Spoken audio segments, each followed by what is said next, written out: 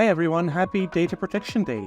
My name is Breitbarth, co-host of this Serious Privacy podcast, and I'm here to talk to you about AI compliance. How would you actually manage artificial intelligence in today's day and age? And yes, that is quite a challenge because we are dealing with new technology and moving targets, especially when it comes to the law. But there are a few things that you can actually already do. And it all starts with understanding what's useful for your organization. What kind of AI are you going to use? Is it the traditional AI? Is it generative AI? And if so, what are you going to use it for? Do you want to maybe create a chatbot? Do you want to improve the search on your website or platform? Do you want to use AI visuals maybe in a marketing campaign? That is the first thing that you need to decide, because that will also determine what tools are available for you. And when you have made your selection, obviously you can review them as you would with any vendor. Find out what is the most relevant tool for the purpose that you want to achieve. And then this is where the hard part comes, because typically you will not be able to negotiate with these AI companies. It is just creating an account, approve their terms and conditions, and that's it.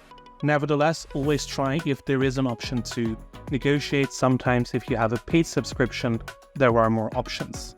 And then you will want to have some safeguards in place in your contract, especially also safeguards against accusations of violations of copyright infringement. We all know the discussions that are ongoing on copyright. Are the large language models suitable or not? Have they been trained on public data or also on protected data? And if so, is that allowed? And that may also be a different response depending on your jurisdiction. So that is something that you want to cover in your contract, or if not in your contract, maybe in your purchase order or other ways where that can be documented.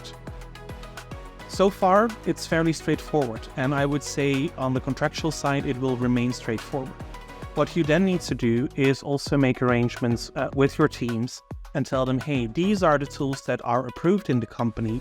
Other tools may not be used with your business credentials, because you want to avoid that suddenly, as a company, you are bound because one of your employees signed up for a service, that you as a company are also bound by those terms and conditions of a third party. So no tools used with business credentials. You will want to train your staff on the do's and don'ts. Who is going to actually use these tools? Will anybody have access to them? And for what purposes can they be used? Avoid using business confidential information. So no user data, no employee data lists uploaded in the tool. Also no financial data maybe. I know that there were some tech companies out there that had whole presentations uploaded to a GPT tool for improvement. And that's of course not something that you want to happen with your sensitive information in your organization. So all of that needs to be taken care of. And as a final part, I would say transparency is something that you need to take into account. So tell your end users, tell your audience, your customers, or whomever you are working for, hey, this content is AI generated. This chatbot is working on the basis of AI.